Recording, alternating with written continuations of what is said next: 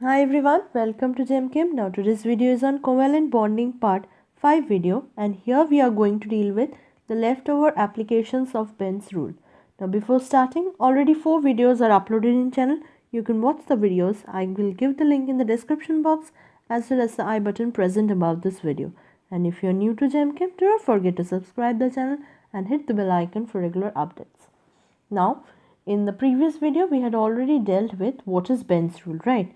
So according to the Benz rule, more electronegative substituents prefer to bind to hybrid orbitals or central atom having lesser s character, and more positive, that is more electropositive substituents will prefer to bind to hybrid orbital or central atom having more, that is greater s character. So here we have already dealt with the details of Benz rule, and one application was also done, and the leftover applications will be explained here. So by using Benz rule we can compare the HCH and FCF bond angle in CH2F2. Now according to the VSEPR theory, from there we can get the structure of CH2F2 as a tetrahedral structure, right? So here we have hydrogen, here we have hydrogen, and other two bonds will be occupied by fluorine. This will be towards us, and another bond will be away from us with a fluorine. Now here the hybrid orbital of carbon, which is directed towards the fluorine, that is if we consider this one, then it will have a lesser s character. Why lesser s character? We know that the electronegativity of fluorine is much greater than electronegativity of carbon. So since it has more electronegativity, so it will have lesser s character according to the Benz rule, right? And we also know the formula, that is cos theta equals to s by s minus 1 equals to p minus 1 by p. That is, if more the s character present, then the bond angle will also be more, but in this case we have lesser s character, as a result of which the bond angle will be also less, and it will be lesser than the tetrahedral angle, which is near about 109.5 degree. So this bond angle, which is CF, that is this one, FCF, this bond angle will be lesser than the tetrahedral angle, as it has lesser s character. And if we consider the carbon hydrogen bond, here since the electronegativity of carbon is greater than electronegativity of hydrogen, so this bond will have greater s character. And according to this formula, if somebody is having a greater s character, its bond angle will also be more. So the HCH bond angle will also be greater than the tetrahedral bond angle. So this is how we can compare the bond angles. So if we write about this, in CH2F2 the hybrid orbital of carbon directed towards fluorine will have lesser s character as compared to sp3, since the electronegativity of fluorine is much greater than electronegativity of carbon. Benz rule. This is according to the formula which I have already shown you, that is cos theta equals to s by s minus 1 equal to p minus 1 by p, and thus the FCF bond angle will be lesser than that of the tetrahedral bond angle. Similarly, the hybrid orbital of carbon directed towards the hydrogen will have greater s character, as we know that the electronegativity of carbon is much greater than hydrogen. Thus, by using the formula, the HCH bond angle will be greater than the tetrahedral angle. So here completes our second application of Benz rule. Next, we can answer the question, that is why the bond angle in SNF3 is around 90 degree. If we consider our previous knowledge, then SNF3 should be having a tetrahedral structure. because here 6 plus 1 minus 2 for nitrogen plus 3 equals to 8. Now how this calculation is done is already shown in the covalent bonding previous videos. You can watch it. I will give the link in the description box. Now see here, the structure should have been like this, where S is having a triple bond with nitrogen, whereas the 3 fluorines are present like this. And here it is told that this bond angle is near about 90 degree, not near about tetrahedral angle. Why this is so? Now if you see here, since it is having a triple bond, SN triple bond, as a result of which this bond distance is becoming shorter, right? Since it is becoming shorter, as a result, the hybrid orbitals which is directed towards this SN bond is becoming more S-like character. So its S character is increasing. So we can say that since the S character of this bond is increasing, so the other bonds which are present with sulfur and fluorine must decrease, right? So this can decrease. This is one of the factor. Second factor, you have to consider that the electronegativity of fluorine is much greater than electronegativity of sulfur. As a result, this should have a lesser S character also, according to the Benz rule. As a result, all these things together, that is, one factor is that here a triple bond is present, and second factor is that the electronegativity of fluorine is much greater than the sulfur. So these two factors in collaboration helps the bond angle between FSF to decrease, as a result of which it becomes nearly about 90 degree. And we have already seen the formula of cos theta, which tells that if S character decreases, then the bond angle also decreases, right? So see here, in SnF3 the expected structure is tetrahedral from VSEPR, where there is a triple bond between sulfur and nitrogen. Since triple bond accounts for shorter Sn length, the hybrid orbital of S directed towards nitrogen will have greater S character. Thus, the S character of hybrid orbital of sulfur directed towards fluorine will be reduced. Again, another point is that since the electronegativity of fluorine is much greater than electronegativity of sulfur, the hybrid orbital of sulfur directed towards fluorine will have lesser S character according to the Benz rule. And it is due to the above two reasons which we have seen that the S character of hybrid orbital of S directed towards fluorine decreases to such an extent that it becomes nearly pure p orbital, right? Since there is negligible S character, we can consider that it is a pure p orbital with corresponding FCF bond angle to be becoming close to 90 degree. Now we will see our fourth application of Benz rule. With the help of Benz rule, we can compare the phosphorus oxygen lengths in POX3, where X can be fluorine, chlorine, bromine. Again, from VSEPR theory, we can draw the structure of POX3, where phosphorus is taken as 5 plus oxygen 1 minus 1, and since there are 3 halogens plus 3, so it is 8. Again tetrahedral, right? So this can be drawn like this: X, X and X. Now if we increase the electronegativity of X, then what happens is that on increasing the electronegativity of X, this bond which is present here will become less in S character, right? Now if this bond is becoming less in S character, this bond must be having greater S character. This must be proportional, as a result of which what happens is that if its S character is increasing, the bond strength between the phosphorus and oxygen must also increase, right? And in order to increase this bond length, this bond should get more lengthened, as a result of which if we consider that fluorine is most electronegative, so in that case the PO bond length will be shortest and it will gradually increase from POF3 to POCl3 to POBr3. That is, there is hybrid orbital of phosphorus directed towards oxygen will have greater S character, and as a result it will be more closer, right? Thus POF3 will have the phosphorus oxygen length to be the shortest. Let us see now.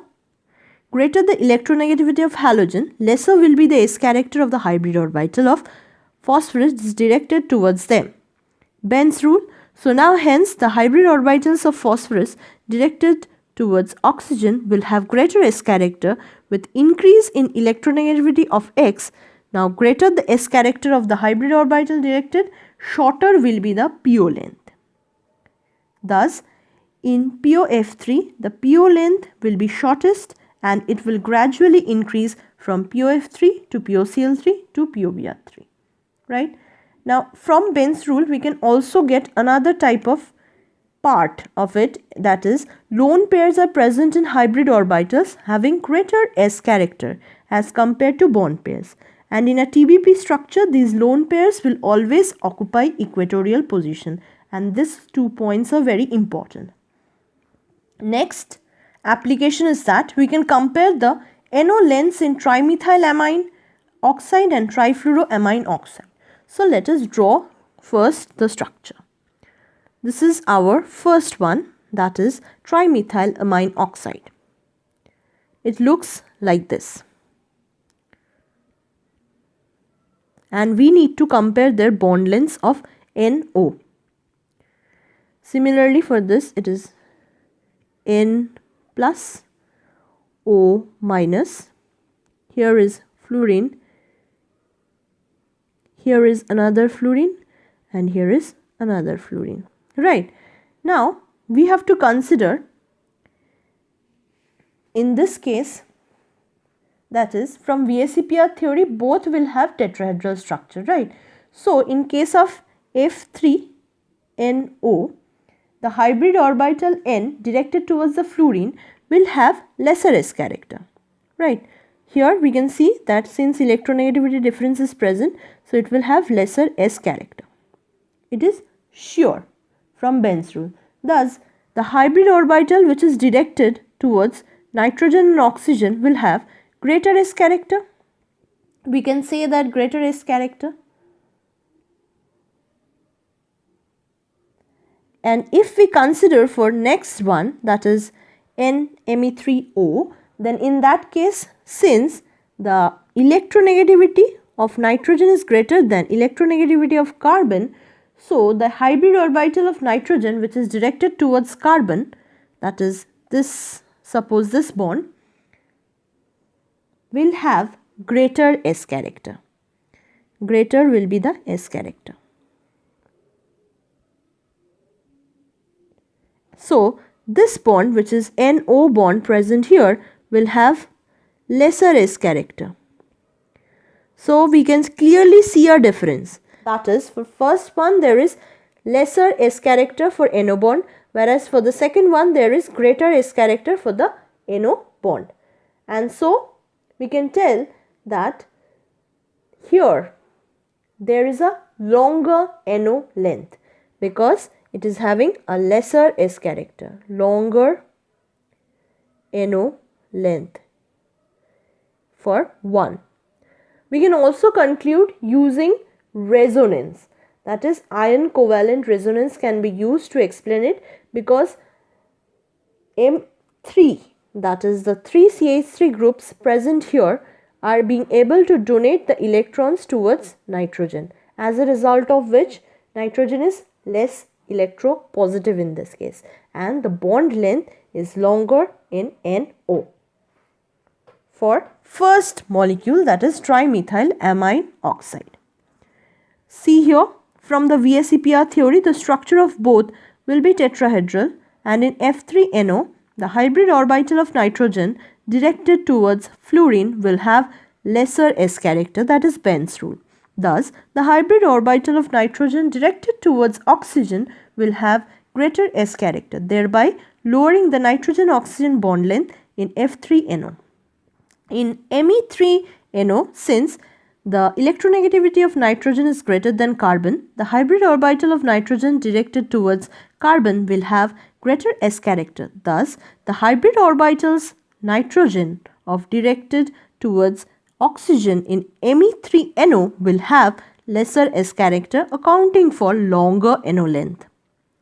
Also, in F3NO, it is due to electronegative fluorine atoms, the positive charge density of nitrogen increases to a large extent. Thus, there will be pi electron drift from oxygen to nitrogen in F3NO.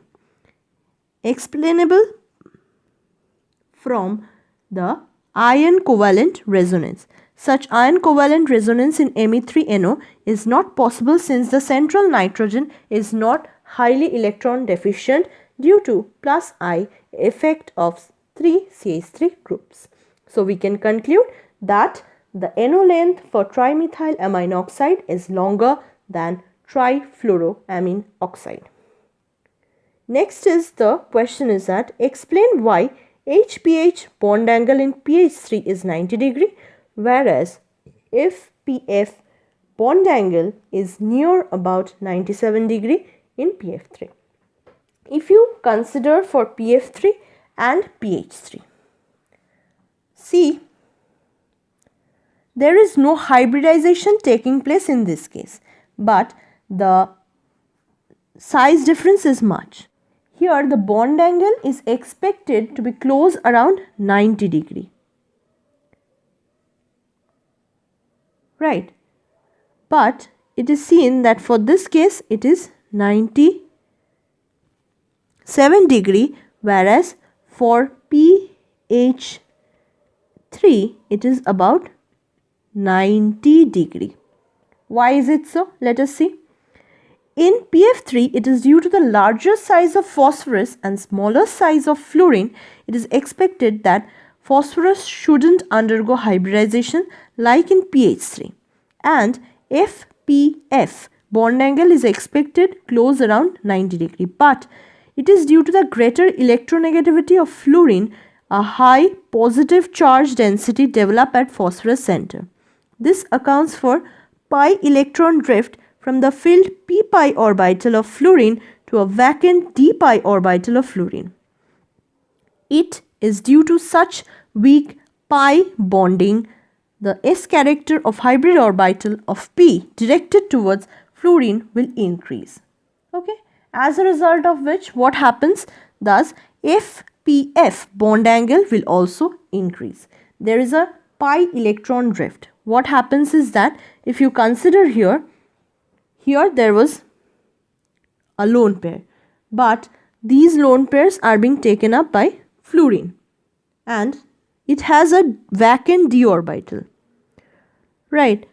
So ultimately what becomes of it is like this, that is p minus f f and there is a double bond f. So it has a greater S character and the angle increases. Next question is that why CH3 whole 3N is tetrahedral whereas SiH3 whole N is planar trigonal. Now first you have to understand that in case of NCH3 and CH3, this is tetrahedral. But if you draw the same structure for SiH3 and SiH3, then this nitrogen do not have such a space to accommodate this in a tetrahedral form. These will push each other until they will become planar trigonal in nature due to their bulkiness. So as a result of which we get basically the planar trigonal structure. So let us see. Trimethylamine is tetrahedral with lone pair. The structure is similar to that of the ammonia. If tricylamine assumes similar geometry, then it is due to the large sized SiH3 groups. There will be steric repulsion and the system will be energized. In order to gain stabilization, the silicon-nitrogen-silicon bond angle increases and becomes close to 120 degree. The molecule assumes planar trigonal geometry. Under this condition, the central nitrogen undergoes sp2 hybridization. Previously it was sp3, now it is sp2 hybridization, and an unhybridized filled p-pi orbital of nitrogen participates in delocalized p-pi d-pi backbonding with vacant 3d orbitals of 3 adjacent silicon centers. What happens is that there is a p-pi d-pi backbonding. It looks like this. See here. Here is our nitrogen. Here is a SiH3. Another SiH3 is present here. Here is also another SiH3. Here we have a filled p orbital with a positive charge here and negative charge here, showing the lobes, and the d orbitals which are vacant in case of silicon in 3 sides. These will also have their particular lobe signs, and there will be a p-pi d-pi backbonding. Here the donation will occur, and you have to remember that when nitrogen silicon bond is there the donation will be in the opposite direction, right? So this is the nature of backbonding. Now we will see the next question, that is we have to compare the structure of dimethyl ether and diacetyl ether. Here also we will see that there is a scope of delocalized d-pi p-pi backbonding. As a result, there will be change in the structure. So here the d-pi p-pi backbonding takes place only in case of diacetyl ether. So if we see here SiH3, SiH3, similarly here will be vacant d orbitals, right? Here also vacant d orbitals,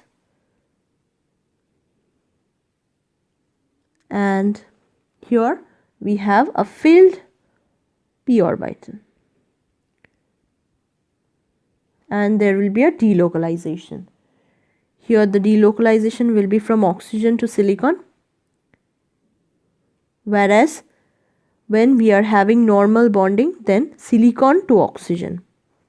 Let us read out, that is dimethyl ether is tetrahedral with 2 lone pairs. The structure is similar to that of water. If diacetyl ether assumes the similar structures, then there will be steric repulsion between the large sized silyl groups. Accounts for increase in silicon-oxygen-silicon bond angle to such an extent that it becomes close to 140 degree. Thus, the central oxygen will be in between sp and sp2 hybridized, and it will contain at least one filled p-pi orbital that can participate in delocalized p-pi d-pi backbonding with the vacant 3d of the 2 adjacent silicon centers. The last question is that we have to compare the bond lengths of ClO2 and plus ClO2. Now here I will not discuss in details, as we have already done the structure of ClO2 and ClO2 plus. We also know that the structure of ClO2 is somewhat in between plus ClO2 and minus ClO2, and why this is so we have already explained in our previous videos of covalent bonding, right? So here we will only discuss the bond length portion.